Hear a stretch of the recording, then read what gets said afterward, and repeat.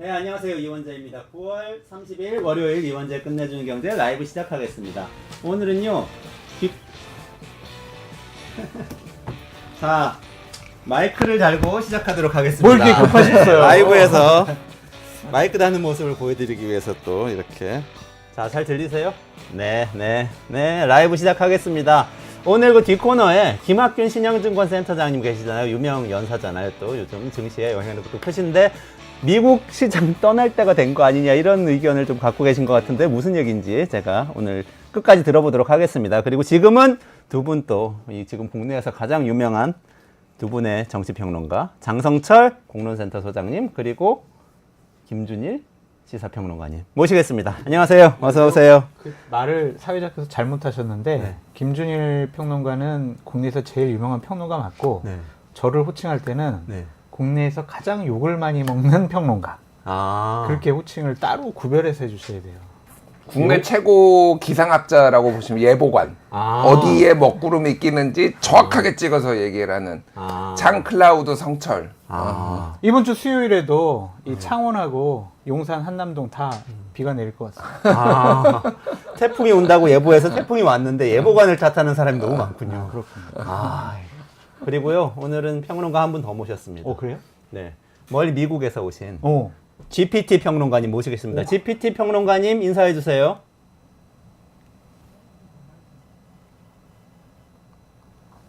바쁘신가 본데요.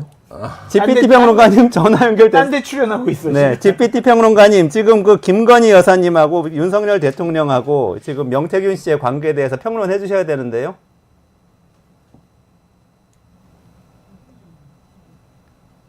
바쁘시네요. 조금 이따 다시 모시도록 하겠습니다. GPT 평론가님. 지금 시차 적응이 안 시차 적응 안 됐어. 시차 적응 안 되셔서 한참 잘 시간인데. 잠깐 이렇게 잠 깨어나시는 동안에 조금 아까 국무회의에서 의결했어요. 그래서 일단 요거부터 말씀 나눠주시면 좋겠는데요. 네. 최상병 특검, 김건희 여사 특검 그리고 올라간 거 전부 다 제2요구 의결을 맞아요. 했습니다. 네. 네.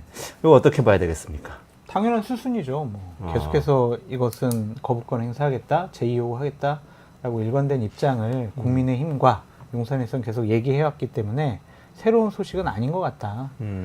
그런데 과연 이렇게 하는 게 국민의 눈높이에 맞는 상식에 맞는 판단일까 그런 생각은 들어요. 지난주에 여론조사 봤지만 김건희 여사 특검에 대한 찬성 여론이 정말 많이 높거든요. 대구, 경북, 부산, 경남에서도 더 높아요. 50%가 넘었어요. 그런데 이런 판단과 결정을 해요? 그러면 국민들은 이러겠죠. 대통령이라는 공적인 권한을 김건희 여사, 자기 부인을 보호하기 위한 사적 이익에 부합되게 행사하고 있구나. 대통령 맞아? 자격이 있는 거야? 그렇게 국민들 생각할 수밖에 없잖아요. 그래서 올바른 판단은 아닌 것 같아요.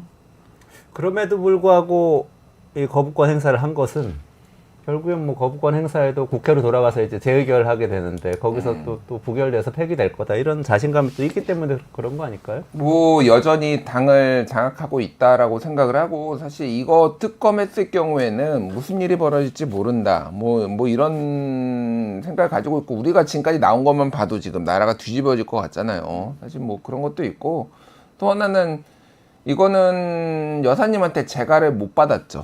특검을 해도 된다는 재가를 못 받았기 때문에 권력 서열이 뭐 V0, 김건희, V1, 뭐 윤석열 이거는 모두가 만천하가 다 아는 거 아닙니까? 그러니까 재가를 못 받은 거죠.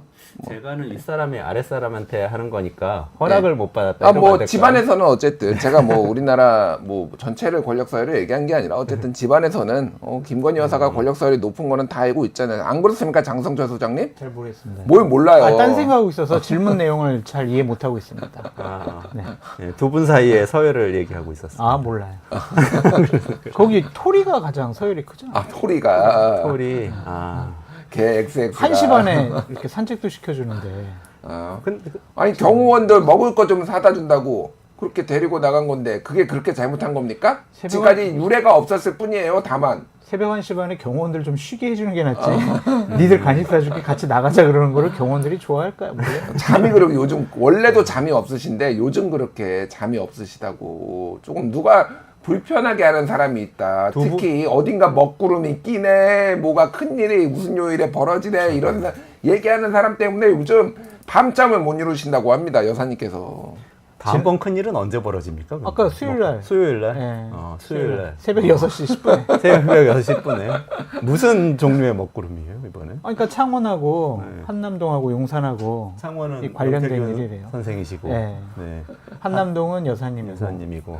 여사님 또 용산. 밤잠 못 이루신다고 수요일 새벽까지. 괜히 얘기했나 그럼? 여사님 숙면 취하게 좀 그런 것 좀 밝히지 좀 마세요 좀. 죄송합니다. 경호원들 더 고생하시겠네. 또 산책하러 나가셔야 그러면 일단 다시 얘기로 돌아가서 거부권 행사했잖아요. 제2요구권 행사하면 이 다음 일정이 어떻게 됩니까? 얼마 기간 동안 이거 다시 재의결을 해야 되고? 이렇게 그거는 돼요? 뭐 상관없어요. 일단 대통령이 재가를 하는 절차가 남아 있죠. 네. 오늘 뭐 할 수도 있고 바로 하죠. 바로 웬만하면 바로 했어요. 국무회의 열린 날 바로 했는데 모르겠습니다. 오후에 하실지 뭐 오전에 하실지 모르겠는데 어쨌든 10월 4일 전까지는 그러니까 국회에서 정부에 송부된 게 2주잖아요. 그 기한 2주가 10월 4일이에요. 그러니까 그 안에는 이제 결정을 해야 되는 거죠. 그래서 재표결을 하는 거는 법적으로 규정이 없어요. 언제 이제 국회가 언제 할지 여부는 1년 뒤에 해도 돼요. 뭐 모르겠습니다. 1년 뒤까지 가능할지 모르겠는데 어쨌든 좀 시간을 벌어도 돼서 거기에서부터는 이제 민주당의 전략적 투표가 이제 그 재표결 국회 본회의를 여는 거가 가능한데 어쨌든 그거는 국회의장의 권한이고 중요한 거는 우원식 국회의장도 오늘 CBS 라디오에 나와가지고 이거는 털고 가야 된다라고 얘기를 했기 때문에 사실상 민주당이 요구하는 날짜를 그대로 받아줄 가능성이 매우 높습니다. 민주당은 어쨌든 10월 4일 날 한다는 거예요. 금요일 날. 그리고 10월 아니면 만약에 10월 4일 날 거부권 행사를 하면은 재가를 하면은 10월 5일 토요일에도 열겠다. 그거는 두 가지 이유인데 10월 10일이 선거법 공소시효 6개월 4월 10일 날 냈으니까 10월 10일이잖아요. 6개월 되잖아요. 그러니까 김건희 여사가 이번 공천에 개입을 해서 김영선을 컷오프 시켰다라는 의혹이 있으니 그게 선거법 위반이니 그 전에 해야 된다라는 거 하나가 있는데 그거가 있고 또 하나는 이제 지금 국감이 시작되니 10월 7일부터 다음 주부터 그 전에 하겠다라는 건데 제가 말씀드리지만은 이건 전략적 미스 같아요. 전략적 미스 같습니다. 왜 그렇죠? 자, 10월 10일 이전에 만약에 이거를 통과한다고 이게 만약에 하나 특검법이 통과된다라고 해도 그 안에 그러면은 10월 10일 이전에 이거 기소할 수 있나요? 특검을 만드는데 시간이 필요하잖아요. 그러니까 특검 임명하고 또 하자는 거 어차피 10월 10일 넘겨요.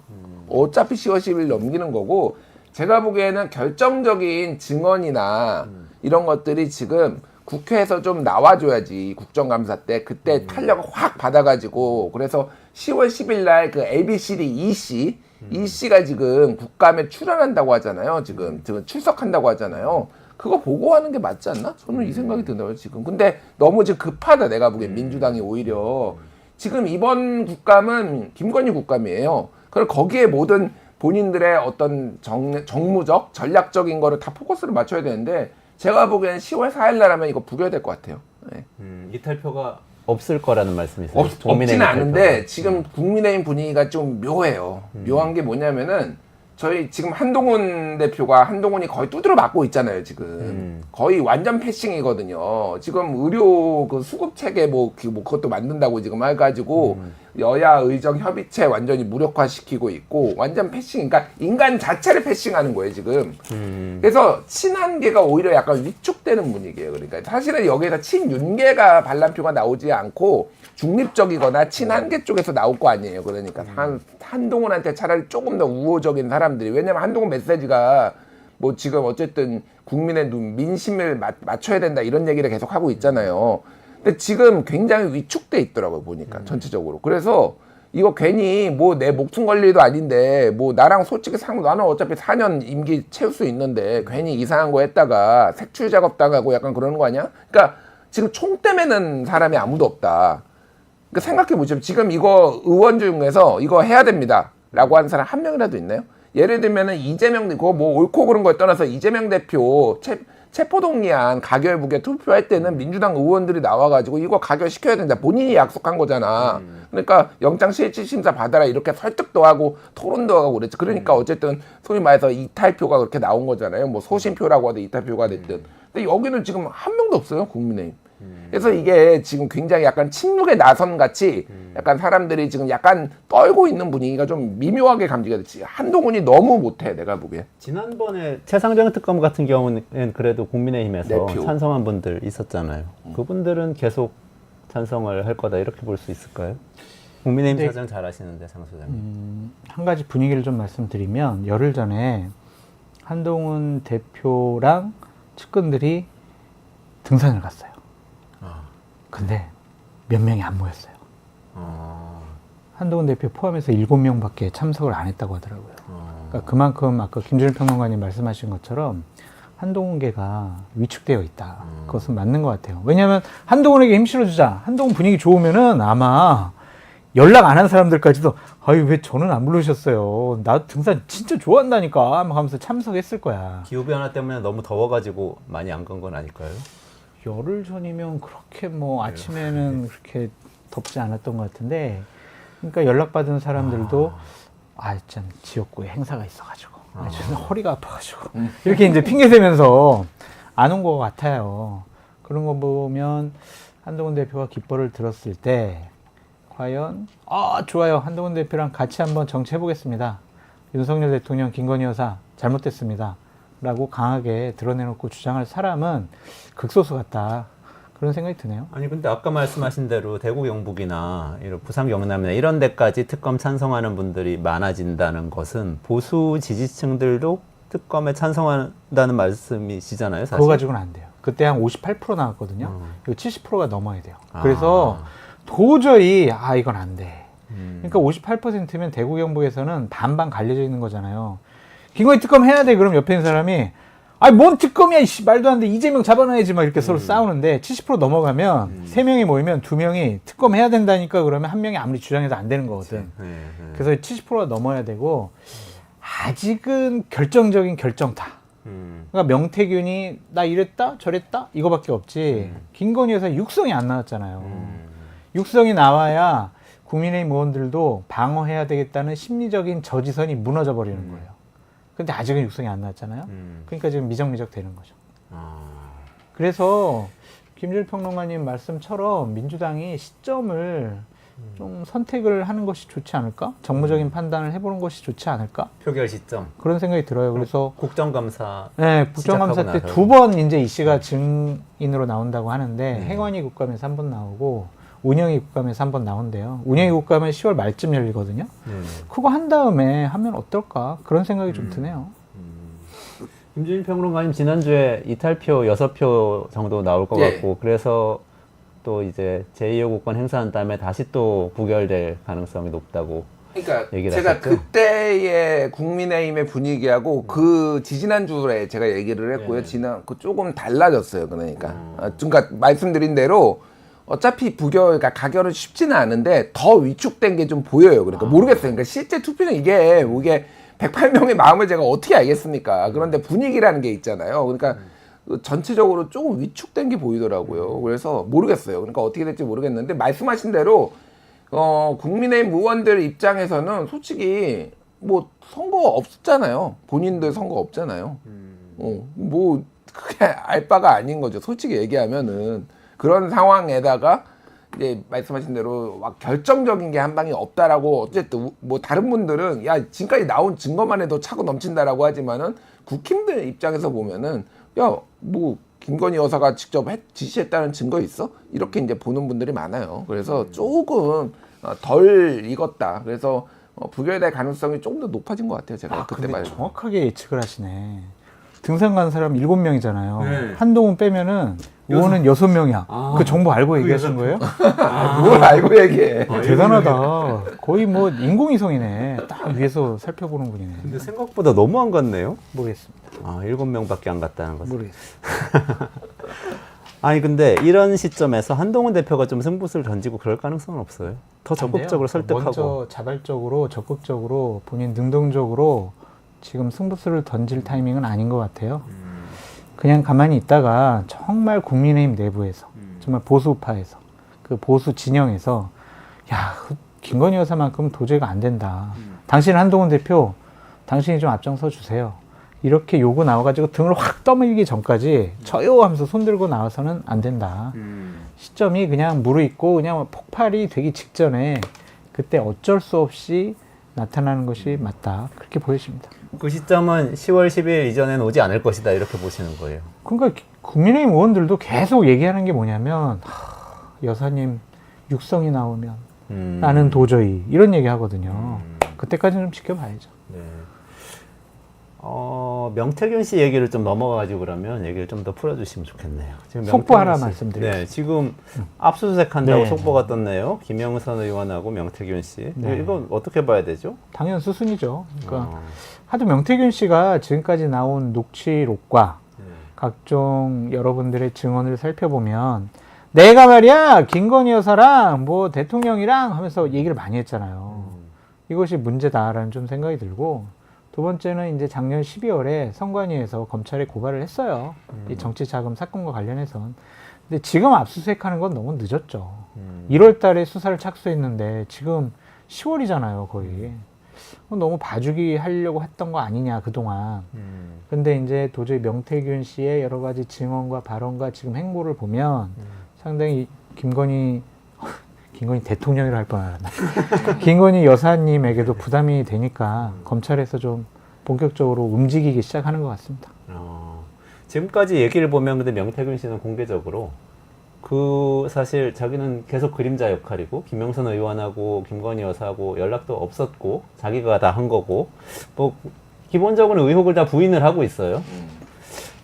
이걸 사실 어떻게 봐야 될까요? 그러면 뭐 인정하겠습니까? 다 내가 공천에 개입했어 뭐 이거 부인하는 거는 당연한 거고 그 일관된 입장이에요. 그러니까 본인의 지금도 얘기하는 거 보면은 본인의 영향력이 얼마나 컸는지를 또 과시하는 그런 모습을 계속 보이는 거죠. 그러니까 김영선이 어떻게 김건희 여사랑 지적 이런 걸로 논의를 해? 나밖에 안 되지. 이거 뭐 그 스탠스예요. 그러니까 그래서 뭐 그림자 역할이고 지금은 안에 뭐 딱히 그러니까 대선 때 그림자 역할이었더란 거고 그러니까 지금은 아무것도 안 한다고 하는데 그러면은 왜 연락을 주고받았는지는 본인 해명하고도 잘 안 맞잖아요. 그러면은 그 이후에도 그러니까 그거는 뭐 수사를 갈 수밖에 없는 것 같고 그러니까 그러니까 가장 큰 문제는 사실은 검찰을 믿을 수가 없다. 이게 가장 큰 문제. 저는 이게 국가적 불행이라고 생각을 합니다. 원래도 검찰이 정치적 조직이었는데 지금 김영선, 명태균 압수수색하면은 그 다음에 김건희를 소환 조사하거나 수사 대상으로 올릴 수 있다라고 볼까요? 사람들이? 저도 안 보고 아무도 안 볼 거예요. 그러니까 특검 가야 되는 거야. 그러니까 이게 검찰이 지금 뭐 하나 처리를 못 하고 있는데 김건희 관련해서는. 네. 그러니까 김건희 여사를 수사를 해야 되는 거 아닌가요? 지금 이렇게 그러니까 압수수색 원래 이런 거는 수순으로 보면은 참고인 조사부터 해야 되는 거죠. 참고인 조사를 해가지고 그러면은 뭐 이게 이제 본류는 정치자금법 위반이니까 하지만은 검찰이라는 조직이 이거 안 나오면 이것도 하고 저것도 하고 원래 다 수사하는 거잖아요. 뭐 제가 꼭 뭐 그거를 빗대는 걸 좋아하지 않는데 조국 때 보십시오. 사모펀드로 시작했다가 입시비리로 갔다가 무슨 조지 워싱턴 대 업무방해까지 가고 막 이러잖아요. 그러니까 장학금도 나오고 원래 그게 검찰이에요. 뭐 그게 옳든 그르든 그런 식으로 검찰이 수사를 해왔는데 그러면 김건희 여사 이건 참고인 조사도 안 할까 할 수 있을까요? 그러니까 못 부른다는 거지. 그러니까. 근데 이건 가지고 하는 거는 맞지가 않는 것 같아요. 정치자금법 위반이잖아요. 이거는 명태균, 김영선, 그 이 씨, 이 세 사람 사이의 일이기 때문에 예를 들면 김건희 여사가 명태균 씨나 뭐 김영선 씨한테 돈 준 것도 아니잖아요. 그래서 이거 가지고는 참고인 조사조차도 하는 건 좀 무리가 있어 보이고 다른 사건으로 인해서 만약 누군가가 김재일 평론가님께서 아니 명태균 씨를 고소하는 거야. 어떤 걸로? 아니, 이미 공천 개입으로. 윤석열 대통령 부부 시민단체가 고발했어요 이거. 이 공천 개입으로? 예. 했어요? 이미 고발 들어갔어요. 그러니까. 어쨌든 그러면 그러니까 그런 이거 걸로 병합해가지고 원래 다 하는 거야 이거는. 하겠어요 이러면은 지금 검찰이? 아니 지금? 그러니까 그렇게 적극적으로 할 것 같아요? 그러니까 안 하니까 특검을 가야 된다고 제가 말하는 거. 원래 그냥 검찰이었으면은 이런 거 하면은 다 묶어가지고 우리가 들여다보겠다 하지. 근데 못 믿겠다는 거니까 쉽게 검찰. 그 명태균 씨가 자꾸 자기는 그림자 역할을 했다고 하잖아요. 근데 뉴스토마토 이제 이번 주 수요일 날 나올 기사를 보면 그림자 역할을 한 것이 아니라 그러니까 얘기하잖아요. 자기는 대통령 될 때까지 역할을 했다. 그게 나오잖아요. 근데 토마토의 수요일 날 기사 내용을 좀 살펴보면 올해 3, 4월까지도 총선 때까지도 명태균 씨가 상당히 김건희 여사, 윤석열 대통령에 대해서 적극적인 역할을 했다. 본인도 그러한 생각을 갖고 있었고 행동을 옮겼다. 그런 것들이 입증될 것 같아요. 아니 지금 월요일인데 수요일 날 뉴스토마토에 나올 기사 내용을 미리 어젯밤 꿈에서 제가 봤어요. 기사 미리 입수해서 지금 아니 봤어요 그냥. 그래서 그런 거 보면 명태균 씨가 자꾸 본인이 해명하면 해명할수록 과거 부정하게 되는 것 같아요. 왜냐하면 저게 누군가의 증언만 있으면은 그래 나 뻥이었어 아니야 나 그러니까 안 했어 이게 입증이 가능할 텐데 과거에 너무 많은 말을 해놓은 것이 다 녹음이 되어 있는 거예요. 그러니까 이게 지금 명태균 씨가 지금 하는 말들은 거짓말이다. 이렇게 볼 수밖에 없는 상황으로 될 것 같아요. 아니 근데 나는 이게 정말 이상한 게 지금 뉴스토마토에 와서 뉴스토마토 프로그램 진행자한테 뉴스토마토 보도가 어떤 내용이고 언제 나올 거라고 얘기하는 장성철의 정체는 뭡니까? 장성철 소장님이 뉴스토마토 성철 스승. 비선 실세 아니 성철 스승이라고. 정보의 장성철. 풍문의 장성철. 정보. 너무 빨라. 한 가지 더 짚으면 좋겠는 게 근데 정치자금법 위반 검찰이 압색했다는 얘기를 들으니까 박은정 의원이 또 기자회견에서 주장을 한 게 있어요. 그 내용은 또 약간 결은 다른데 윤석열 대통령이 정치자금법 위반 혐의가 있다는 얘기를 한 건데요.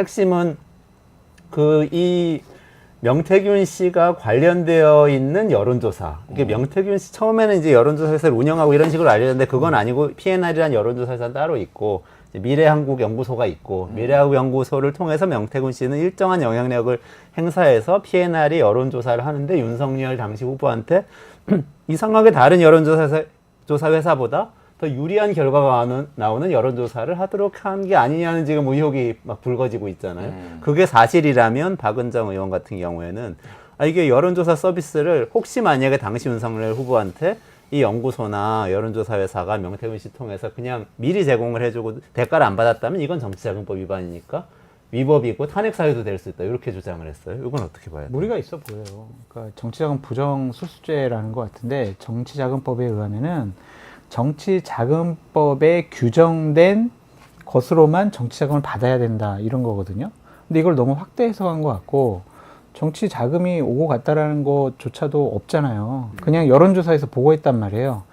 그러면 대한민국 중요한 정치인들 모든 사람들이 다 처벌받아야 될 것 같다. 그런 사람 되게 많거든요. 제가 여론조사 했거든요. 대표님 이거 봐보세요. 막 하면서 하는 사람 너무 많아요. 이걸 너무 박은정 의원이 너무 확대 해석한 것 같고 정치자금법 부정수수죄는 예를 들면 어떠한 거냐면 문화일보 이현정 논설위원이 얘기한 인간말종 장해찬 같은 경우에 본인 유튜브에서 슈퍼챗을 받았어요. 근데 정치자금법상 그거는 받을 수 없게 돼 있거든요. 받으라는 규정이 없어요. 거기에 슈퍼챗으로 돈을 받아라 라는 규정이 없단 말이에요. 그래서 이제 검찰이나 경찰에서 이 부분 정치자금법 위반으로 장해찬 씨를 조사하는 거거든요. 근데 이건 돈이 오고 간 게 아니잖아요. 돈이 오고 갔지 않았을까? 나중에 뭐 주지 않았을까? 나중에 다른 여론조사를 맡기면서 더해서 주지 않았을까? 막 이런 형식으로 추측하는 것 같은데 추측만으로 법의 논리를 적용시키는 것은 무리가 있어 보인다.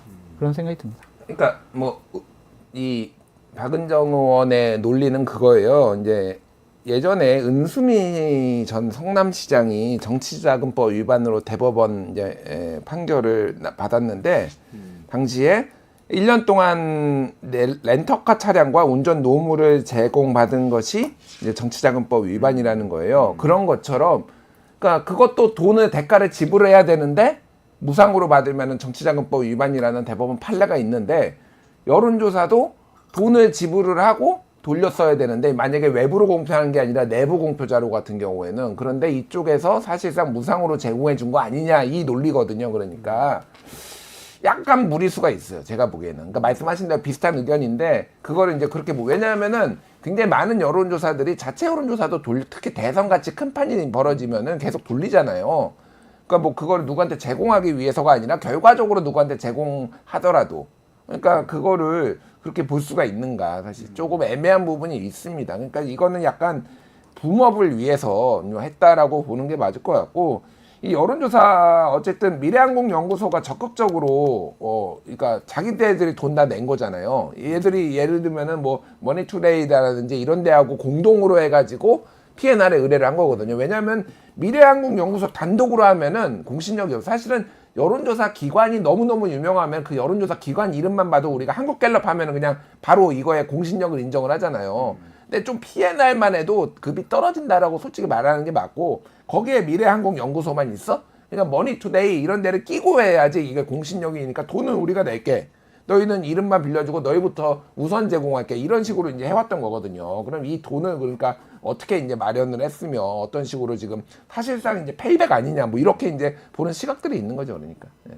그 P&R 대표의 뉴스토마토 인터뷰를 보면은 아 이게 그런데 그 당시에 다른 여론조사들하고 비교했을 때 너무 튀었다면은 이거는 뭔가 작업이 있었을 거라고 생각할 수밖에 없는 게 자기들은 사실은 P&R이 너무 그 브랜드의 명성이 갤럽 이런 데하고 다르고 또 뭐 뉴스공장도 아니기 때문에 하우스 이펙트가 그러니까 자기 회사가 어떤 성향을 갖고 있기 때문에 결과에 영향을 미치는 그 효과가 그렇게 크지 않을 수밖에 없는데 너무 크다 이상하다 본인이 그렇게 얘기를 한단 말이에요.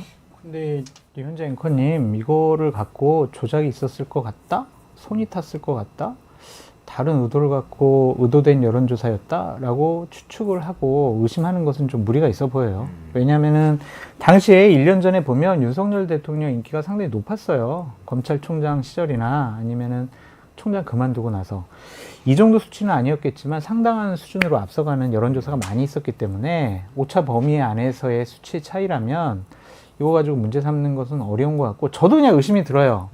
과연 명태균 씨가 그냥 객관적, 공정, 투명하게 여론조사를 했을까? 의뢰했을까? 아니면 그걸 수치를 안 만졌을까? 이거 의심의 영역이고 그랬다라는 정황적인 증거는 전혀 없거든요. 그래서 이거를 아니야 문제가 있어 라고 몰고 가는 것도 좀 과하다 그런 생각이 듭니다. 이럴 수는 있지 않나요? 지금 말씀하신 대로 언론사를 통해서 공표된 여론조사가 있고 후보자들이 그냥 알아보기 위해서 사실 그냥 내부적으로 하는 조사가 있을 수 있잖아요. 근데 이렇게 내부적인 조사를 계속 해보다가 어떤 포인트가 딱 발견됐을 때 어떤 특정 세대 아니면 특정 지역 아니면 어떤 순간 타이밍에 조사를 하면 굉장히 잘 나온다. 이런 거를 이쪽 여론조사를 하는 쪽에서 포착하고 그때 공표하는 여론조사를 한다. 그래서 발표한다. 이런 분석에 대해서. 아니, 그러니까 그거는 이미 사실은 모든 여론조사에 대해서 약간의 자기 편향성 아니면은 자기만의 어떤 스타일이 아니면 경향성을 가지고 있어요. 예를 들면은 오늘 그 리얼미터 같은 경우에는 많이 빠졌잖아요. 근데 지난주 금요일에 갤럽은 20에서 23으로 올랐어요. 그러면 이거를 가지고 시차가 약간은 있지만은 그러면 이게 그러면은 갤럽이 그러면 뭐 데이터 만진 거냐? 뭐 이렇게 의심하면 안 되는 거는 맞아요. 그러니까 그런 거를 이제 하려면은 좀 더 이제 정확하게 들여다봐야 되는데 여론조사 하는 방법들은 진짜 기상천외한 방법들이 많이 있어요. 데이터 조금 유리하게 만들려면은 예를 들면은 유선을 얼마나 넣느냐. 그리고 유선전화, 요즘은 이제 무선전화로 많이 하잖아요. ARS도 무선전화로 많이 하는데 유선을 얼마나 넣느냐에 따라서 다르고요. 시간대를 언제 하느냐에 따라서 되게 많아요. 예를 들면은 직장인들 바쁘잖아요. 근데 막 한참 바쁠 때 전화 걸면은 받습니까? 안 받습니까?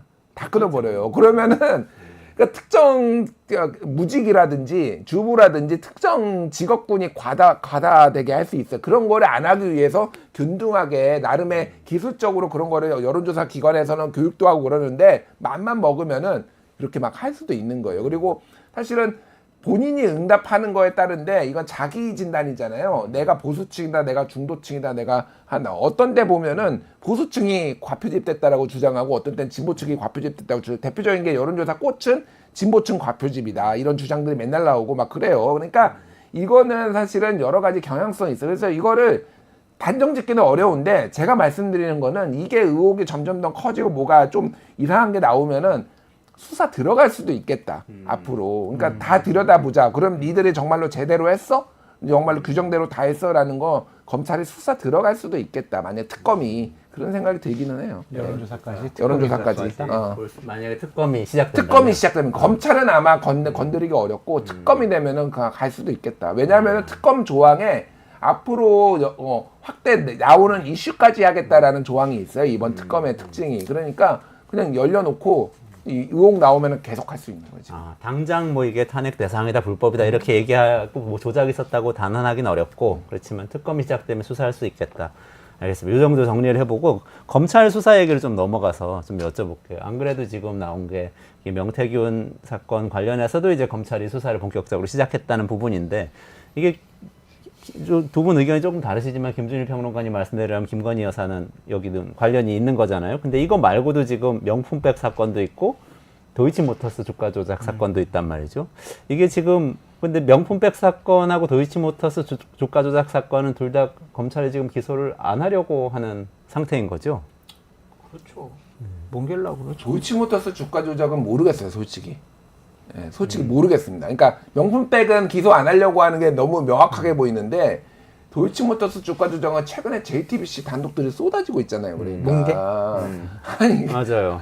그러니까 뭐가 나왔죠? 그것 조금 간단하게. 아니 그러니까 뭐 예를 들면은 이종호 씨랑 연락 끊어진 지 너무 오래돼가지고 몰랐다라고 했는데 4년 전에 2020년 9월부터 10월까지 40차례 통화를 했네. 그리고 자기들끼리 야 우리는 다 달려 들어가고 무기징역 받아도 김건희만은 뭐 처벌 안 받으면은 저 사람들은 눈도 깜짝할 사람들 아니야라고 얘기를 했고 또 김건희 그때 관련해서 김건희 엑셀 파일 만들었던 사람하고 다른 건이지만은 이렇게 연락을 주고받았다. 그 사람하고 연락 절대 주고받지 않았다라고 했는데 뭐 이런 것들이 막 쏟아진단 말이에요. 그러니까 지금 둘 중에 하나예요.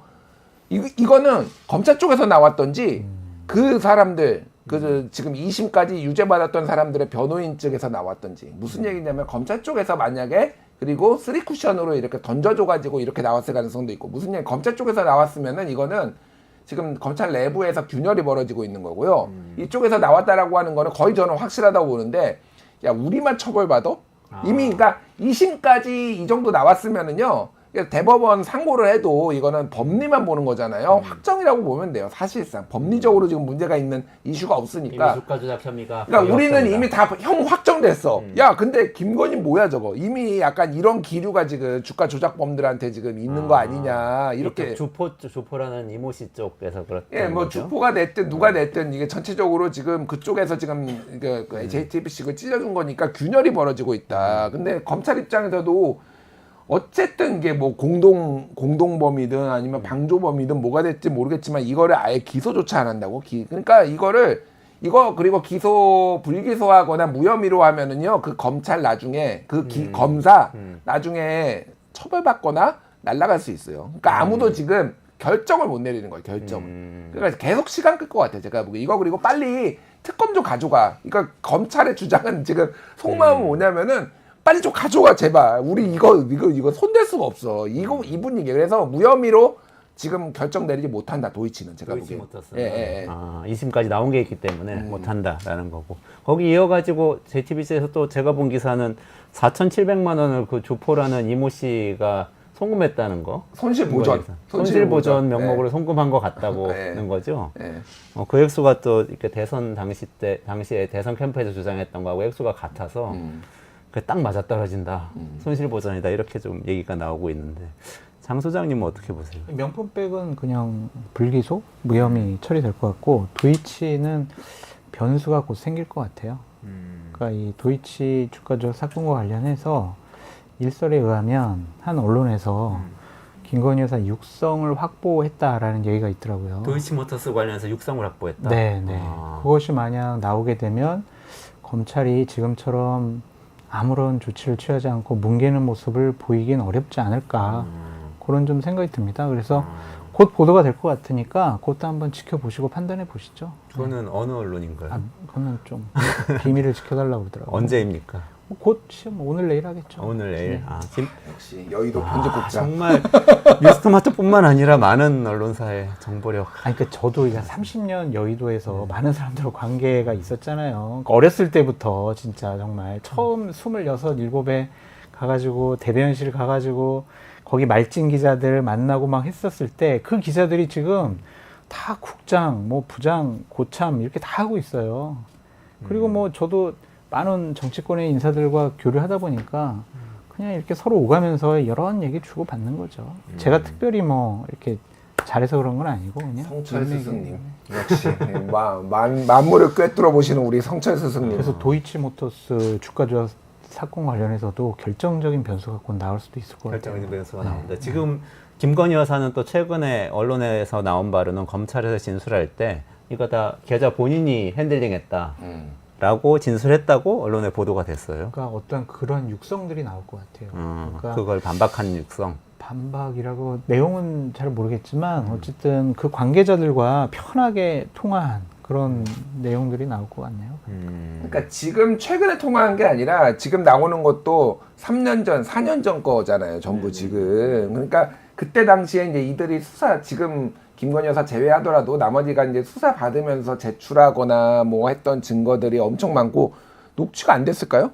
갤럭시 자동 녹음 기능이 있는데 그렇게 통화를 많이 했는데 그 중에서 뭐 하나 나올 수 있죠. 통화 내역만 있잖아요, 지금. 통화 36번이나 했어? 막 이런 것만 있는데 거기에 압수수색을 하다 보니까 음성 파일이 나온 것 같다. 그렇게 좀 추측을 해봅니다. 그걸 좀 입수한 것 같아요. 그 이모 씨와의 모르겠어요. 누군지는 모르겠는데 하여튼 김건희 여사 육성과 관련된 보도가 곧 나올 것 같다. 김건희 여사 육성, 그 네. 도이치모터스 관련해서 투자를 그건 주선한 뭐 분들하고 정확히는 모르겠어요. 정확히 누가 그냥, 대상인지는 모르지만 있습니다. 현재 대통령실에서는 아직까지 뭐 지금 이 그 명태균 씨가 이야기한 내용에 대해서는 반응을 보이지 않고 있는 상황인 것 같은데 그 서정욱 변호사인가요? 이분은 장 소장님 잘 아시는 분이세요? 이분 뭐 용산에선 걱정 안 하고 있다 이런 방송 하셨다는데. 그러니까 이제 걱정을 안 하는 게 아무 문제가 없어서 걱정 안 하는 게 아니라 뭘 어떻게 대응해야 될지 모르니까 그냥 언급을 못 하는 거예요. 그러니까 뉴스토마토나 다른 언론사에서 이 김건희 여사와 관련된 어떠한 정보와 정황적인 증거를 갖고 있는지 파악이 안 되는 거죠. 그러니까 대응을 안 한 거예요. 그냥 언급을 안 하는 거야. 그거를 이제 서 변호사는 걱정을 안 해. 이런 식으로 표현을 한 건데 전전긍긍하고 있죠. 어떠한 보도가 어떻게 나올지 전전긍긍하고 있고 제가 내부적으로 좀 파악을 해보니까 참모진들이 김건희 여사에게 이런 것들을 보고를 하거나 아니면 대책을 세우기 위해서 좀 말을 꺼내려고 그러면 좀 말을 못 꺼내게 할 정도로 여러 가지 좀 안 좋은 표정과 말과 이런 것들을 한다. 그러니까 이거는 언급을 안 하는 거예요. 걱정을 안 하는 것이 아니라 언급을 안 하는 거예요. 경로 상태에 있으신 건가요? 경로인지 뭔지 그러니까 불편한 거예요. 그러니까 얘기도 꺼내지 마. 거의 이 정도 수준 같아요. 그러니까 그것을 걱정 안 해라고 얘기를 할 수 있을까 그런 생각이 듭니다. 개혁신당 얘기까지 해보면 좋겠는데 개혁신당의 불똥이 좀 튄 것 같아요. 허은하 대표도 또 기자회견에서 이야기를 하고 어떻게 봐야 될까요?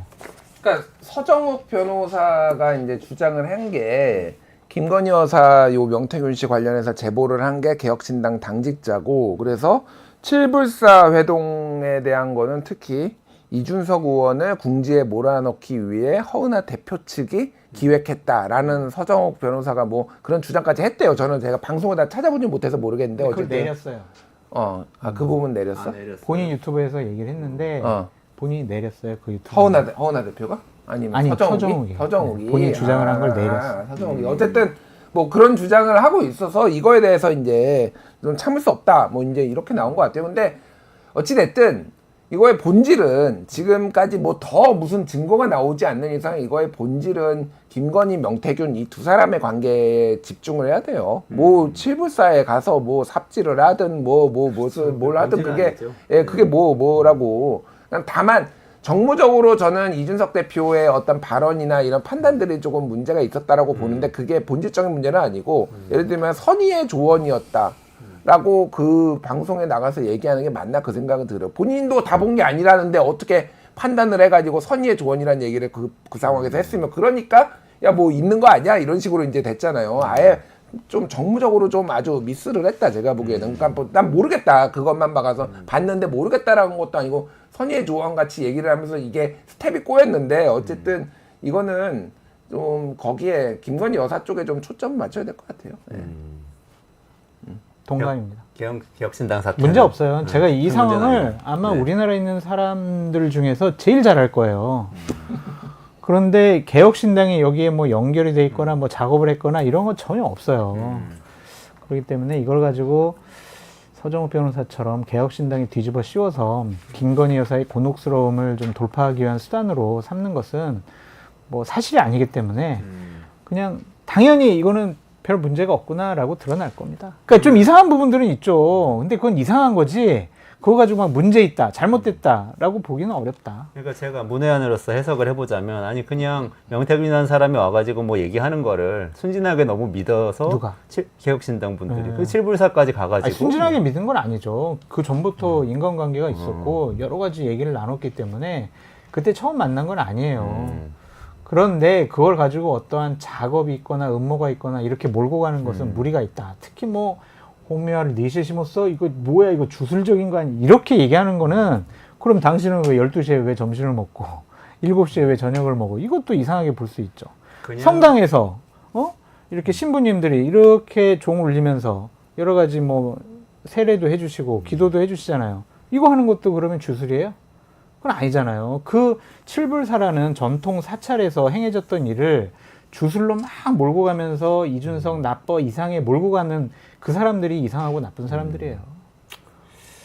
그렇지만 새벽 4시에 성당에 가서 기도를 한 것과 홍미화 새벽 신부가 기도하잖아요. 약간 다르게 보이는 것은 새벽 기도 사실 하잖아요. 그러니까요. 그 새벽 새벽 기도 4시에 이상하지 왜 않지. 했냐? 자꾸 시간 문제 삼는데 새벽 4시에 아니 새벽 4시에 칠불사를 떠나 서울로 가. 그러니까 그냥 온 김에 신고 가라. 그게 뭐가 문제냐고. 그러니까 예를 들면 문제 삼으려면 주지스님이나 명태균 씨가 새벽 4시에 이준석 대표 당신이 홍매를 심으면은 정말 이거 좋은 일이 있고 대통령이 돼 나중에. 국회의원 배지 달고 대통령이 될 수 있어. 이 새벽 4시에 꼭 심어야 돼. 이러면 이상하지. 근데 그게 아니잖아요. 근데 이거 가지고 너무 문제 삼는 것도 이상해요. 알겠습니다. 아 오늘 GPT 평론가님하고 이렇게 진짜 논평 한번 아쉽네. 해보려고 그랬는데 저 지금 아직 계신가? 빨리 한번 깨우세요. 짚어볼게요, 빨리. 자, 미국의 GPT 평론가님, 김건희 여사하고 명태균 씨 관계에 대해서 지금 얘기 다 들으셨는데 어떻게 생각하는지 한 말씀 해주세요. 빠르게 해주세요. 30초 안에. 김건희 여사와 명태균 씨 사건 매우 복잡한 상황입니다. 명태균 씨의 잠 덜 깨. 공천 과정에 영향을 끼친 건 문제가 될 수 있습니다. 하지만 증거의 신빙성과 맥락을 꼼꼼히 살펴봐야 하겠죠. 또한 다른 나라에서도 유사한 사례가 법적 문제로 번지는 경우가 많으니 앞으로 지금 다른 나라 얘기했는데 미국이나 선진국에서 만약에 여론조사 회사가 대통령 후보한테 공짜로 여론조사 서비스 해줬으면 그거 법적으로 문제가 돼요, 안 돼요? 미국이나 선진국에서는 여론조사 회사가 대통령 후보에게 무료로 여론조사 서비스를 제공했다면 그건 정치자금법 위반으로 간주될 가능성이 높습니다. 이는 후보에게 직접적인 이익을 제공하는 것이기 때문에 투명성, 공정성에 대한 문제를 일으킬 수 있습니다. 그래서 엄격한 규제가 필요하죠. 네, 지금 미국에서 연결한 챗GPT 평론가님 말씀이었고. 말투가 한두 개야. 네, 요거는 다음번에 한번 배틀 한번 해보시죠. 두 분 의견 다른 점도 있고. 그러니까 오늘 장성철 소장님하고 김준일 평론가님하고 같이 얘기했고요. 나가지 마시고 끝까지 보세요. 조금 있으면 김학균 신영증권 리서치센터장님, 우리나라에서 제일 가장 날카롭게 지금 이 증시 분석을 하고 계신 분인데 미국 증시가 조금 위험하다. 한국 증시 뭐 그래도 괜찮지 않겠나? 삼성전자 어떻게 될까? 이런 얘기 해주실 겁니다. 끝까지 기다려 주시고요. 오늘 여기서 장 소장님, 김평론가님 같이 인사드리겠습니다. 고맙습니다.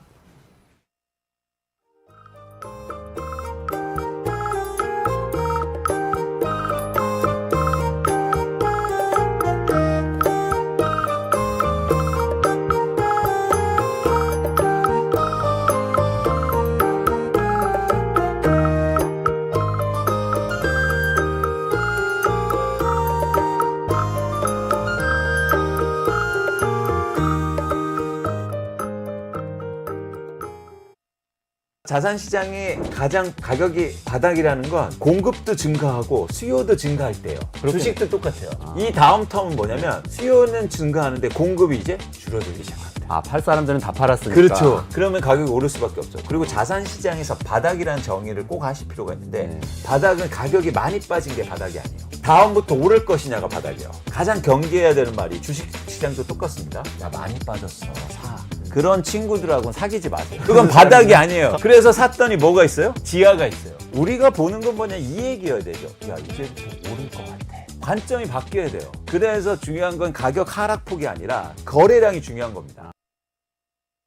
네, 미국 연준에서 기준금리 인하 빅컷을 했고요. 또 빅컷을 하겠다고 또 예고가 되고 있는 상황인데 앞으로 미국 증시, 국내 증시 또 우리나라 경제, 세계 경제 어떻게 될까요? 가장 날카로운 분석을 보여주고 계신 신영증권의 김학균 리서치 센터장님 모셔서 말씀 들어보겠습니다. 안녕하세요. 어서 네, 오세요. 안녕하십니까. 네. 빅컷이 있었고 또 제니 옐런 장관은 미국 경제가 연착륙으로 가고 있다. 네. 굉장히 낙관적인 장밋빛 얘기를 했습니다. 어떻게 전체적으로 보고 계십니까? 예, 사실 역사적으로 보면 연준이 빅컷을 보통 이제 중앙은행은 0.25%포인트 낮추는 게 통상적인 금리 조정 폭인데 이번에 한꺼번에 0.50%포인트를 낮추는 빅컷을 단행했는데요. 근데 빅컷을 역사적으로 보면 단행했을 때 사실 주식시장이 별로 안 좋았습니다. 아, 그랬나요? 왜냐하면 아니 뭐 하다가 이렇게 뒤늦게 빅컷을 단행할 정도로 뭔가 상황이 나쁘다라고 많이 해석을 했고, 그러니까 실은 우리가 2022년부터 연준이 금리를 올릴 때 인플레 압박이 일시적이라고 주장했다가 뒤늦게 막 0.50%, 0.75%포인트 막 올리면서 허둥지둥 올라가지 않았습니까? 그래서 통상 이제 중앙은행의 큰 폭의 금리 인하는 투자자들이 얼마나 나쁘면 그렇게 금리를 낮출까? 혹은 우리가 모르는 뭔가를 연준이 알고 있는 거 아니야? 라는 생각을 했는데 우리 추석 연휴 이제 직후에 금리 낮춘 이후로 이제 미국 시장은 비교적 괜찮았습니다. 그래서 저는 조금 냉소적으로 말하면 중앙은행이 너무 겁이 좀 많아진 것 같아요. 그러니까 2008년도 리먼 브라더스 파산하고 경험했던 충격이 너무 크다 보니까 뭔가 중앙은행이 예방적으로 뒤늦게 낮추기보다는 선제적으로 낮추고 이런 일들이 발생하는데 이번에도 저는 상당히 좀 우스꽝스럽게 생각이 들었습니다. 0.50%포인트라고 하는 파격을 했는데 파월 의장은 그 기자회견장에서 우리가 다음에도 0.50% 낮출 거라고 미리 생각하지 마. 그리고 또 우리 경제는 그렇게 나쁜 게 아니야. 막 이런 식의 주장을 했거든요.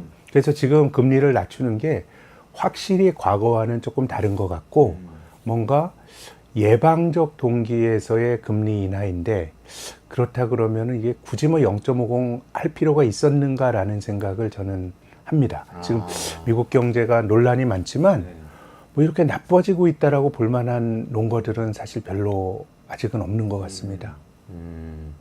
지금 전체적으로 지금 나빠지고 있는 논거가 별로 없다고 말씀하시는 게 네. 근거가 어떤 것들이 있을까요? 예컨대 이제 물론 경제 지표들이 늘 이제 뒤섞여 있죠.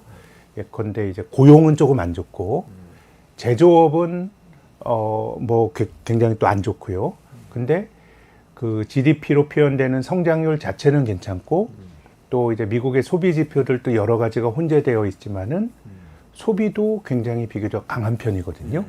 그래서 이제 과거에 물론 이제 미래의 경제라는 거는 늘 흐릿합니다. 가봐야 알게 되는 건데 과거에 연준이 파격적으로 금리를 낮췄을 때는 미국 경제가 상당히 나빠지고 있다라고 하는 일종의 컨센서스가 있었는데 지금은 컨센서스라기보다는 굉장히 좀 혼재되어 있는 뭐 한 가지만 말씀드리면 지금 제가 오기 전에 봤더니 올해 미국의 GDP 성장률 전망치가 한 2.6%로 또 높아졌더라고요. 작년에 2.5% 성장했습니다. 그러니까 지금 미국 경제가 좀 이상한 거죠. 연준이 금리를 막 올리는데도 성장이 안 꺾이고 이런 일들이 발생하고 있어서 저는 뭐 상당히 좀 논란은 있지만 미국 경제가 연준이 그렇게 부랴부랴 금리를 낮출 정도의 상황이 나쁜 거냐라 그러면은 조금 다르게 해석할 여지도 좀 있는 것 같습니다. 금리 5.5% 수준으로 이렇게 높은데도 작년에 2.5% GDP 성장률, 올해 2.6% 더 높아진 GDP 성장률 이렇다는 거죠. 원래는 1%대로 내려가지 않을까 이런 생각들도 그러니까요. 했던 거 올해 아닌가요? 시작할 때 작년 시작할 때도 성장률이 한 1%대 될 거야 그랬는데 작년에 2.5% 성장했고요. 올해 시작할 때도 성장률이 뭐 1% 전후하지 않을까 생각했는데 2.6%까지 갔습니다. 네. 제 생각에는 이렇게 미국 경제가 안 꺾이는 이유는 바이든 정부가 돈을 너무 많이 쓰고 있기 때문이라고 생각합니다. 지난 6월 달에도 지난 2분기에도 미국 정부가 재정 지출이 6조 6천억 달러인데요. 이게 어느 정도 규모냐 하면 코로나 팬데믹 때 많은 나라들이 돈을 많이 풀지 않았습니까? 미국이 코로나로 한창 고생하고 있었던 위기가 거의 정점에 달했던 2021년 2분기 이후로 돈을 가장 많이 썼습니다. 그러면 코로나 때야 뭐 이제 경제가 안 돌아가니까 연방정부가 돈 쓰는 게 정당화된다 손 치더라도 지금 미국 경제는 사실 그렇게 뭐 아주 나쁘진 않거든요. 근데 이렇게 돈을 쓰다 보니까 말씀하신 것처럼 금리는 5.5%는 경기를 끌어내리는 힘인데 정부가 돈을 너무 많이 쓰다 보니까 경기가 잘 안 꺾이는 것 같고요. 물론 이제 이 돈을 어디 쓰냐? 이제 바이든 행정부 민주당이 친환경 이런 데로 쓰고 또 이 전 세계 공장들을 다 미국으로 끌어들이면서 뭐 삼성전자에 또 보조금 주지 않습니까? 이제 그런 데 돈을 쓰고 있기 때문에 그래서 저는 사실 중앙은행이 금리를 올리게 되면 경기가 나빠지는 게 사실 경제학 교과서에 나오는 건데 반대편의 힘이 굉장히 강하게 작용하고 있다 보니까 생각보다는 경기는 그렇게 나쁘게 볼 거는 별로 없는데 연준이 금리를 파격적으로 낮추니까 이 풍선 효과가 자산시장 쪽에서 좀 많이 나타나고 있는 거 아닌가 그런 생각을 하게 됩니다. 아, 그러니까 어떻게 보면은 지금까지 중앙은행은 긴축이라고 하면서 고금리를 유지하고 있다고는 했지만 네. 중앙 정부가 워낙 재정 정책을 적극적으로 펼치니까 전체 경제로 보면은 그렇게 긴축 상황이 아니었다고 지금 긴축 효과가 별로 보시는- 없었고 2.6% 미국의 성장은 이거는 뭐 아마 올해 미국이 2.6% 성장하면 한국보다 성장률이 조금 높을 수 있거든요. 네네네. 그럼 작년에 우리나라 성장률 1.4, 미국 2.5. 아마 우리나라가 1960년대 경제 개발한 이후로 2년 연속 미국이 한국보다 성장률 좋았던 사례는 이번이 처음일 것 같거든요. 아, 그러니까 참 뭔가 조금 저는 이게 인위적인 힘이라고 생각하는데 네. 이런 게 들어가면서 뭔가 이게 좀 과거의 잣대로는 설명하기 힘든 일이 미국에서 벌어지는 것 같고 네. 근데 아무튼 중앙은행이 예방적 동기로 금리를 낮추다 보니까 이게 좀 자산시장은 어쨌든 굉장히 환호를 하는 것 같고요. 그러니까 지금 많은 나라들이 이 경제 주체들의 부채가 GDP의 100%를 넘거든요. 근데 이제 우리가 빚을 낸다라고 하는 거는 은행으로부터 대출을 받게 되면 그 대출을 그냥 뭐 돈만 가지고 있지는 않겠죠. 왜냐하면 이자를 내야 되니까 그걸로 대체로 뭘 사거든요. 그럼 이론적으로 보면 국가의 총량적인 부채는 GDP보다 많아질 수 없어요. 왜냐하면 GDP의 100% 넘어가면 누군가는 돈을 받아서 살 물건이 없는 거거든요. 그럼 그 돈이 어디로 가냐? 사실 자산시장을 이제 도입이 되면 실물과 무관하게 풍선 효과는 다 자산시장으로 가는데 전 최근에 독일을 보면서도 그런 생각을 하게 됩니다. 독일이 작년에 마이너스 성장했어요. 올해도 성장률이 거의 뭐 똔똔 성장을 못할 가능성이 높은데 독일의 닥스 지수는 사상 최고치입니다. 그럼 뭐 이거 어떻게 봐야 되냐? 이거는 이제 미국이나 유럽이나 일본처럼 기축통화나 중기축통화 좀 되는 나라들, 중앙은행이 맘대로 돈을 풀어도 비교적 부작용이 없는 나라들은 돈을 많이 풀다 보니까 이게 실물 쪽에 미치는 영향은 이게 인과성이 분명치는 않은데 확실히 자산시장은 풀린 돈에 굉장히 좀 격정적으로 반응하는 것 같습니다. 아, 그러면은 최근에 사실 이 AI 붐이 굉장히 네. 많이 일었지 않습니까? 미국에서 엔비디아를 위시해서 네. 그런 관련 기업들이 주가가 굉장히 많이 오르기도 했었고, 네. 근데 사실은 한 달 반 전쯤이네요, 벌써. 한번 블랙 먼데이 비슷한 네, 현상이 일어나서 그냥 쫙 충격이 빠지면서 있었죠. 네. AI 거품론이 확 됐었는데 네. 또 그 사이에 이게 유야무야 되는 것 같은 돈을 많이 푼 거는 이제 주식시장의 긍정적인 요인인 건 맞고요. 다만 이제 특정한 섹터가 굉장히 과대평가되는 거는 사실 저도 이제 증권회사에서 20년 넘게 있지만은 고평가된 주식이 어떤 경로를 통해서 거품이 빠지는 인과성을 참 찾긴 힘든 것 같아요. 그때그때 다른 것 같아요. 다만 기업이 벌어들일 이익보다 주가가 굉장히 이제 높다 그러면 이건 실은 우리가 뭐 당장 꺾여서가 아니고 이게 버블이라고 하더라도 버블이 언제 꺼질지는 모르는 거거든요. 그렇지만은 우리가 모르기 때문에 조금 조심할 필요는 있는데 지금 이제 미국의 기술주들의 이 밸류에이션 기업의 가치 대비 주가가 거의 닷컴 버블 다음으로 미국 증시 한 130년 역사 중에서 두 번째로 높은 거니까 제 생각에는 엔비디아도 실은 주가가 6월이 고점입니다. 최근에 회복은 됐지만 지금 박스권에서 움직이고 있으니까 전체적으로 자산시장 쪽에 돈이 많이 풀려서 중앙은행이 자산시장에 오군인 거는 맞는 것 같고, 다만 이제 고평가된 주식들은 그게 꺾이는 경로는 사실 늘 그때그때 다르기 때문에 뭐 제가 뭐 고점이 어딘지를 알아서가 아니라 이제 그런 걸 한번 꺾이게 되면은 고생을 많이 하니까요. 조금 뭐 주의를 해야 될 국면까지 간 건 아닌가, 제 소견은 그렇습니다. 미국 시장에 요즘은 또 투자자들이 많이 관심을 가지시잖아요. 예. 그래서 사실은 미국 시장 불패론 같은 것도 있어요. 쭉 늘어놓고 보면은 네. 미국의 S&P 지수 같은 게 사실은 꺾인 적이 한 번도 없다. 수십 년 동안. 이런 얘기죠. 그거는 사실 지나고 나면 우상향인데 늘 불패는 아닙니다. 이제 미국은 1938년부터 1954년까지 한 16년 동안 그때 이제 대공황 직후니까 사람들이 주식에 대한 좀 불신론도 있었고 하다 보니까 우리 코스피가 지난 10년 동안 소위 박스피에서 머물러 있었던 것처럼 그냥 재미없이 38년의 고점을 54년에 넘어가는 박스권이 있었고요. 또 68년부터 82년까지도 14년간 주식이 그냥 쉬었습니다.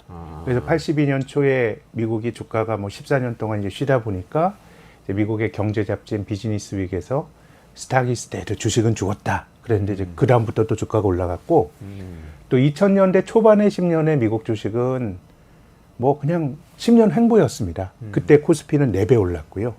그래서 저는 불패의 자산은 없다고 봅니다. 우리가 투자하면서 낭패를 보는 경우는 두 가지인데요. 첫 번째는 나쁜 자산을 사는 거예요. 굉장히 뭐 부실한 기업을 사서 예컨대 그 기업이 부도가 나게 되면 내 재산은 0이 되는 거고요. 잘못된 자산을 사는 게 첫 번째고요. 미국에 해당되는 거는 굉장히 괜찮은 자산인데 너무 비싸게 주고 사면 이 비싼 것들이 상당히 오랫동안 고생을 하게 되는데요. 이게 뭐 적절한 비유가 될지 모르겠지만 우리나라 건설업종 주가의 고점은 1978년입니다. 그래요? 중동건설붐으로 오일머니가 막 들어올 때 당시에 가장 첨단 산업이 건설이었거든요. 근데 너무 말도 안 되는 버블의 주식을 사니까 이게 뭐 50년이 지나도 그 고점을 못 넘어서게 되는 거거든요. 그래서 이제 미국도 뭐 그렇게 비유하기는 어렵지만 한 가지만 더 말씀을 드리면 마이크로소프트라고 하는 기업은 굉장히 위대한 기업이라고 봅니다. 네, 투자자의 관점에서는 이 닷컴 버블이 있었던 20년 전에도 나스닥에서 제일 큰 회사인데 지금도 뭐 시가총액이 3조 달러 가는 20년 지나도 그 자리를 지킨 매우 드문 회사인데요. 닷컴 버블이 붕괴될 때 마이크로소프트가 주식이 한 60% 조정받았는데 60%가 빠졌었던 예, 근데 건가요? 사실 거품이 크면 주식은 그렇게 조정받을 수 있습니다. 사실 2008년도 그 리먼 파산됐을 때도 미국 주식이 그 정도로 밀렸지만 시간이 지나면서 회복이 되는데 마이크로소프트는 닷컴 버블 붕괴될 때 60% 조정을 받고 그 다음이 중요한데 한 7, 8년 옆으로 횡보했습니다. 그러니까 마이크로소프트는 좋은 회사인 건 맞지만 좋지만 주가가 미래에 좋은 걸 너무 많이 반영하고 있으면 사실 투자하기에 좋은 건 아니기 때문에 그래서 제가 요즘 드는 거는 투자자분들이 국장 탈출은 지능순 얘기하는데 한국이 좀 어려운 건 맞죠. 그렇지만 한국이 어렵다고 해서 미국은 뭐 반드시 오르는 건 아니고 제가 신입사원 때 코스닥 주가가 닷컴 버블 때 올라갈 때 지인들이 아직도 거래소 주식 투자하세요? 라 그랬는데 그렇게 집단적인 쏠림이 있을 때는 조금은 저는 뭐 지금 약간 역발상으로 조심해야 될 때가 아닌가 좀 그렇게 생각하면 나빠서가 아니고 좋은 게 주가에 상당히 많이 반영된 거 아닌가라는 생각이지요. 그리고 저도 예전에 기자 생활 처음 할 때 증시 출입할 때 그런 얘기 들은 적 있어요. 동네에서 동네 이렇게 길 걸어가다가 사람들이 주식 얘기하는 거 들리면은 그때가 이제 고점이다. 떨어지기 시작한다. 그렇죠. 주식시장에 이걸 뭐 너무 냉소적으로 말할 건 아니지만 더 바보 이론이 있는데요. 누군가가 풍문으로 주식을 사고 하는데 이제 사줄 사람이 없게 되면은 이제 주가가 조정을 받는데 이제 지금은 많은 사람들이 미국 주식이 불패고 그것을 당연히 받아들인다라고 하면 그 정도가 되면 이제 미국 주식도 상당히 많이 좋은 것들을 반영하고 있을 개연성이 있으니까 그래서 뭐 저는 뭐 엔비디아를 비롯한 미국의 성장주가 언제 꺾일지 알 수는 없어요. 다만 자산 가격은 올라가면 올라갈수록 사람들은 낙관론이 강화가 되는데 저는 오른 자산에 대해서는 훨씬 엄격한 기준을 갖고 평가를 하고 조심스럽게 대하는 게 맞지 않은가 싶습니다.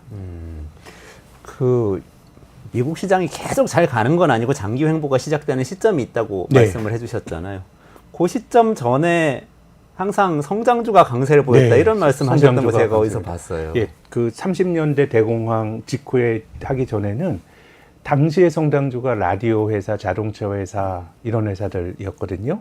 그런 회사들의 주가가 많이 오른 다음에 횡보를 했고 70년대 횡보하기 전에는 미국의 니프트 50라고 하는 매력적인 50 종목인데요. 이 기업들은 너무 비즈니스 모델이 좋아서 투자자들이 이걸 원 디시전 스탁 그랬습니다. 한 번 의사결정에 사면 평생 팔 필요가 없는 맥도널드, IBM, 제록스 지금도 좋은 회사죠. 제가 미국 말씀드린 회사가 나빠서가 아니고 좋은데 PER이 70배, 80배 사게 되면 맥도널드나 IBM은 70년대 주식을 샀던 사람이 지금까지 돈 많이 벌었어요. 근데 70년대 고점에 줬던 사람은 한 15년, 20년 동안 그 고점을 못 넘어섰고요. 그리고 2000년대 초에 미국 시장이 한 10년 정도 횡보하기 직전에는 닷컴 버블이라고 하는 굉장히 큰 버블이 있었기 때문에 저는 주식시장은 산이 높으면 골이 깊다라는 격언이 있는데 저는 그거는 거의 반복적으로 실은 우리가 언제 산꼭대기를 지났는지 알지 못할 따름이지 그것 자체는 굉장히 반복적으로 나타나는 거의 법칙이나 진리에 가까운 저는 말이라고 봅니다. 그럼 지금 AI 혁명 자체는 뭐 부인할 수 없는 사실이지만 그럼요. AI 기업들의 주가는 네. 산이 좀 높은 거 아닙니까? 그러니까 그거는 닷컴 버블 때 우리가 닷컴 주식을 샀던 사람들은요. 우리가 시간 지나면은 음악도 인터넷에서 듣고 쇼핑도 인터넷에서 하고 편지도 손편지 안 쓰고 이메일로 쓰는 세상을 꿈꿨죠. 근데 그 꿈은 맞았어요. 그 세상이 열렸죠. 그렇죠. 네. 근데 그 당시에 우리가 새로 열릴 닷컴 시대의 주역으로 기대를 모았던 건 엠파스, 라이코스, 야후인데 네. 그게 아니라 그냥 구글이나 한국의 네이버가 됐어요. 네. 그래서 저는 지금 미국은 버블이냐 아니냐에 대한 논란은 의미가 없다고 이제 버블이 맞다고 봐요. 네. 왜냐하면 미국식의 나스닥식의 자본주의는 사람들이 아주 똑똑해서 안 망할 기업으로 예컨대 닷컴 버블 때 야후나 엠퍼스로 돈이 가는 게 아니고 구글로 가면 좋은데 네. 이걸 알 수가 없어요. 또 사업이라고 하는 거는 운도 많이 작용을 하거든요. 그렇기 때문에 그 산업 자체에 대한 대중들의 열광이 있고 그 산업 전체적으로 돈이 들어가고 그 안에서 살아남은 기업이 생태계를 바꾸는 거고요. 이 구글은 닷컴 버블이 있을 때 상장도 안 돼 있었거든요. 그러면은 야후나 엠파스에 열광했던 투자자들이 과연 그럼 그 덕을 구글이 안 받냐? 그건 아니에요. 사람들이 열광했기 때문에 구글도 그 구석에서 돈을 받아서 성공한 거기 때문에 저는 미국식의 혁신 모델은 버블은 필요악이라고 생각합니다. 네. 그러면서 세상이 바뀌지만 주식 투자자들에게는 뭔가 지나고 나면 상처가 남을 수도 있는 그런 메커니즘이라고 봅니다. 그럼 지금 AI 관련된 기업 주가가 좀 이렇게 지나치게 버블이라고 얘기할 수 있을 정도로 네. 높은 이런 현상이 네. 장기 횡보장의 그러니까 전조 같은 역할을 할 수도 있는 이게 건가요? 꺾이면 그럴 수가 있겠죠. 좀 미국 시장이 2009년 이후로 뭐 거의 미국 시장 역사상 가장 길게 올랐으니까 아, 네네. 이제 그 다음에 나타나는 모습은 미국도 역사적으로 보면 아까 말씀드렸던 세 차례의 횡보기가 네. 그 직전에는 기록적인 강세장 이후에 횡보가 나왔으니까요. 네. 뭐 역사가 꼭 뭐 반복될 거냐 또 논란이 있을 수 있고 그럼 그건 언제 시작될 거냐에 대해서 제가 답을 드리긴 어렵지만 상당히 많이 한쪽으로 운동이 진행됐으니까 조금 조심스럽게 볼 만한 포인트들이 좀 많다고 봅니다. 요즘 많이 또 투자자들이 말씀하시는 네. 거는 미국 증시는 많이 올라서 버블이라도 있는데 참 부럽다. 꺼지더라도 부럽다. 네, 이런 네. 얘기도 많이 하세요. 한국 증시는 왜 이렇게 예. 계속 잘 안 될 건가? 그거 좀 궁금하기도 하고요. 그러니까 뭐 중국 경제에 대한 의존도가 또 너무 크다 보니까 사실 뭐 한국, 중국 증시 그려보면 비슷하거든요.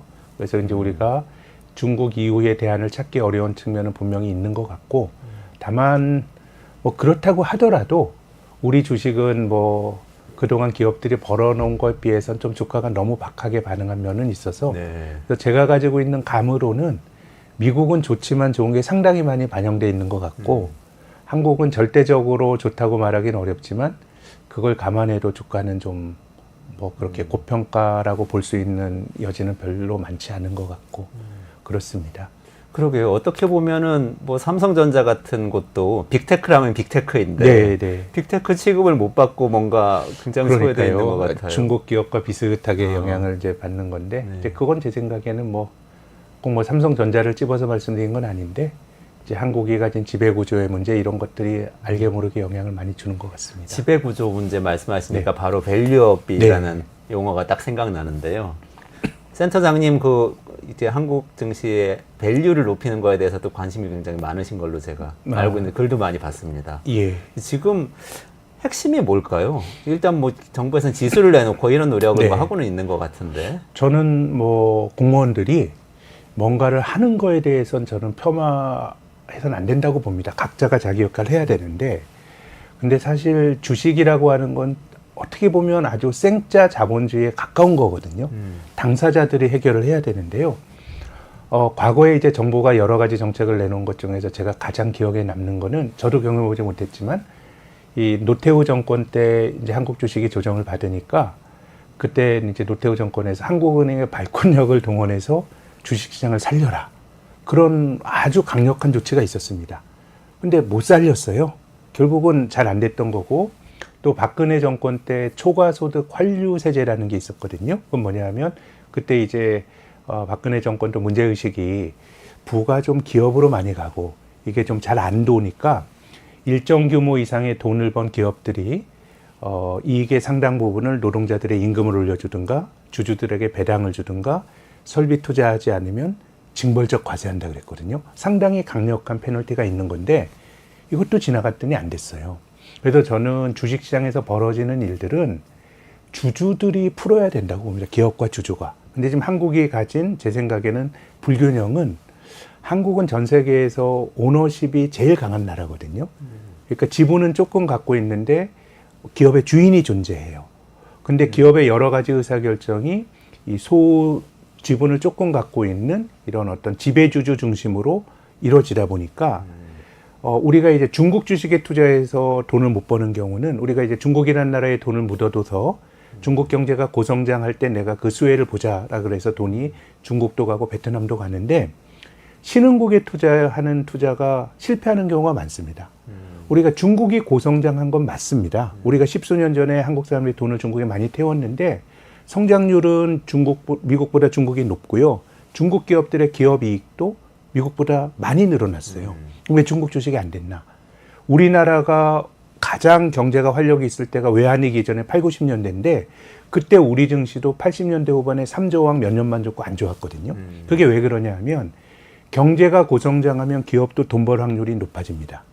근데 주식 투자에서 성공을 하려면 기업이 돈 번 게 주주들에게 순조롭게 넘어가야 되고 이 일련의 과정이 지배구조거든요. 근데 우리나라가 80년대 생각해 보시면 정치 권력이 기업보다 우위에 있었죠. 당시에 10대 재벌이었던 국제상사를 오공화국 전두환 정권이 날려버려요. 그리고 대우그룹이란 큰 회사가 분식회계를 했어요. 이런 사회 투명도가 약하니까 주식이 안 되는 거고요. 지금 중국도 알리바바 창업자인 마윈 같은 사람 사라져버렸잖아요. 이게 뭐 옳고 그르고의 문제라기보다 기본적으로 주주들의 부가 잘 지켜질 수 있는 인프라가 만들어져야 주식이 되는 거고요. 그래서 저는 한국의 밸류업도 어떤 소수의 지배주주와 다수의 그 소액주주들 간의 관계가 좀 이렇게 좀 대등해지고 이 안에서 뭔가가 논의가 되어야 좀 긍정적으로 될 수 있는 거 아닌가 그런 문제의식을 가지고 있습니다. 그게 상법 개정안에서 요즘 좀 논쟁이 되고 있는 그 네. 부분인가요? 그 이사들이 주주 네, 이익에 네. 충실하게 의사결정해야 된다. 이 부분 들어가야 된다. 그러니까 지금 뭐 이런 법학 얘기. 교수님들 보면 뭐 그 정신 안에는 다 뭐 그런 게 들어 있고 이런 주장을 하시고 또 말씀하신 상법 개정안에 대해서 비판적으로 보는 견해도 저는 타당하다고 봐요. 왜냐하면 기업은 장기적으로 가는데 보통 투자자들이 주식을 1년에 한 서너 번 바꾼대거든요. 네, 네. 그러면 주식을 사고 파는 투자자들이 장기적으로 기업의 이해관계와 무슨 이해관계를 갖느냐. 단기적으로 기업이 휘둘릴 수 있다라는 주장도 저는 뭐 가능성 측면에서 그런 거 경계해야 된다고 보는데 근데 이제 제가 갖고 있는 생각은 지금까지 한국에서 주주들에게 기업이 휘둘려서 부작용이 나타났던 사례가 전 단 한 가지도 생각하지 못하겠거든요. 그런 적은 없었어요.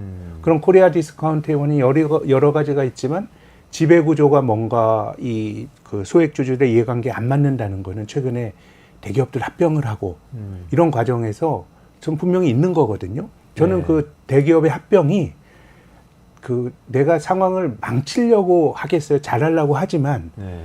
멀쩡한 상장사가 합병을 하고 한 회사가 유리하고 한 회사는 불리하면 불리한 회사의 이사회는 이 주주들을 위해서 뭔가 목소리를 내야 되거든요. 근데 그런 게 아니고 이거는 이제 소위 말한 오너의 이해관계에 맞게 의사결정이 내려지고 이런 게 사실 한국밖에 없어요. 미국은 오너가 별로 없고요. 일본도 오너라는 개념이 존재하지 않기 때문에 그래서 저는 코리아 디스카운트는 실체로서 우리가 계속 경험하고 있는 거고 뭔가 지배구조 개혁이 있었을 때 나타날 수 있는 부작용이 저는 없다라고 주장하고 싶진 않아요. 나타날 수 있지만 그건 우리가 경험해보지 못했던 가상의 부작용이니까 그걸 가지고 뭔가 현존하고 있는 불합리를 이렇게 좀 옹호하고 하는 것들은 저는 좀 동의하기가 어렵습니다. 그 대기업들에 대한 적대적 인수합병을 외국인들이 뭐 들어올 수도 있다 이런 얘기 또 하기도 네. 하잖아요. 네. 저 뭐 재벌 우리나라 재벌 지분 구조가 또 취약하기 때문에 네. 이런 부분들은 어떻게 보세요? 그거는 디스카운트 되니까 자꾸 적대적 그러니까 뭐 그 인과관계가 달과 달걀 누가 먼저이냐인데요. 사실 이제 적대적 인수합병이 되는 게 명확하게 저평가된 기업들이 공격을 받는 거거든요. 그렇게 본다 그러면 뭔가 지배구조가 개선이 되고 주가가 정상화된다 그러면 그게 적대적 인수합병을 막는 가장 강력한 저는 방패가 될 수 있을 거라고 생각합니다. 이거는 많은 분들이 관심을 갖고 있어서 여쭤보는 건데요. 금투세 도입되면 디스카운트가 더 심해질 거다 이렇게 생각하는 분들도 많으세요. 이 부분은 어떻게 보세요? 뭐 사실 세금 내는 거를 좋아하는 사람은 없죠. 그거는 뭐 조세 저항이란 건 당연히 저는 뭐 있을 수 있다라고 생각을 해야 되고요. 다만 우리가 언제까지 금투세를 그러면 안 내야 될 거냐라 그러면 시황에 따라서 세금을 결정하는 건 실은 그건 맞진 않아요. 시황은 늘 바뀌는 거고 지금은 금투세가 도입됐을 때 뭐 세금 내는 사람 얼마 없어요. 다수는 세금 안 내요라고 이제 경제관료들이 말씀하시지만 시장이 좋으면은 그때는 세금 내는 사람이 많아서 또 조세 저항이 있을 거예요. 그렇죠. 그렇게 본다 그러면 시황에 따라는 건 아닌 것 같고 다만 아주 장기적으로 보면 좀 한국 경제의 문제점 중에 하나는 이 그 부동산 쪽으로 돈이 너무 많이 가는 게 문제라고 저는 보는데요. 네. 그러면 정책이라고 하는 건 돈이 흘러갈 방향을 정해줘야 되는데 기존에 안 내던 세금을 굳이 지금 뭐 내면서 뭔가 부동산도 막고 주식시장도 막는 거는 좀 현명한 정책은 아니다라는 생각은 드는데 근데 아무튼 뭐 시황에 따라서 뭐 이렇게 하고 하는 건 본질적으로 좀 안 맞는 거 아니에요. 그래서 이번에도 사회가 좀 컨센서스가 있었으면 좋겠어요. 네, 예. 네. 금투세를 받게 되면 투자자들에게 미안합니다. 이것도 있죠. 그렇지만은 실은 그 세금을 받아서 어디 쓸 데가 있는 거거든요. 네, 네, 네. 그러니까 이제 금투세라는 걸 걷고자 하는 거잖아요. 그렇기 때문에 조금 진솔하게 뭐 이러저러하면 못되게 됐다면 투자자들에게 말을 하더라도 조금 이 세금이 한국에서 궁극적으로 안 내야 될 세금이냐라고 생각해 보면 조금 언젠가는 우리가 부담해야 될 세금 아닌가 제 의견은 그렇습니다. 아, 그렇군요. 댓글로 그 말씀을 하나 주셨는데 이거 네. 여쭤보고 네네네. 싶은데 심심한 여행가님이 어떤 아주머니가 삼짓돈으로 한 30년 동안 삼성전자만 사 모으신 분이 계시다. 네. 이런 좋은 미담이라고 말씀을 하시는데 네.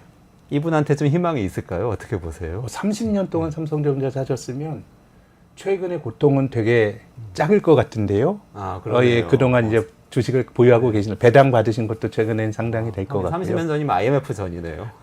그럼요. 예, 그래서 투자가 뭐 이것저것 시세를 맞추고 이런 건 되게 어려운 일이고 자기 돈을 조금 근검 절약하면서 안 망할 기업에 오랫동안 투자하게 되면 저는 좀 생각보다는 리스크가 적은 거 아닌가 생각합니다. 네. 지금은 삼성전자는 어떻습니까? 뭐 삼성전자가 저는 뭐 중대한 도전에 직면했다고 생각하는데 뭐 그럼에도 불구하고 지금의 주가는 뭐 좀 여러 가지 악재들이 많이 반영돼 있는 것 같긴 한데 뭐 사실 개별 종목의 주가는 뭐 잘 모르겠습니다. 그렇죠. 예. 그 투자는 여러분들 책임하에 하는 것인데 어쨌든 오늘 말씀을 종합해 보면 한국은 전체적으로 실제 기업들이 갖고 있는 가치보다 좀 저평가된 건 사실이고 네. 미국 기업들은 잘 나가고 있긴 하지만 주가가 너무 높은 건 사실이고 그렇습니다. 이런 의견이시네요. 시간이 지나면 결국은 수렴했던 게 수익률의 평균 회귀라는 게 늘 금융시장에서 반복적으로 나타나는 현상이라고 저는 믿습니다. 그러면 한국도 결국에는 뭐 여러 가지 과정이 있겠지만 내고 있는 가치에 걸맞은 쪽으로 주가가 맞춰갈 거다. 저는 조금 특히나 이제 지배구조나 이런 것들에 대한 자극이 있다 그러면 한국이 또 뭐 한 5년, 10년 보면 또 기회가 될 수 있는 시장이라고 봅니다. 아, 결국은 오늘 말씀하신 것 중에서 마지막에 있는 기업 지배구조, 다시 네. 말해서 주주의 이익을 중심으로 경영을 하는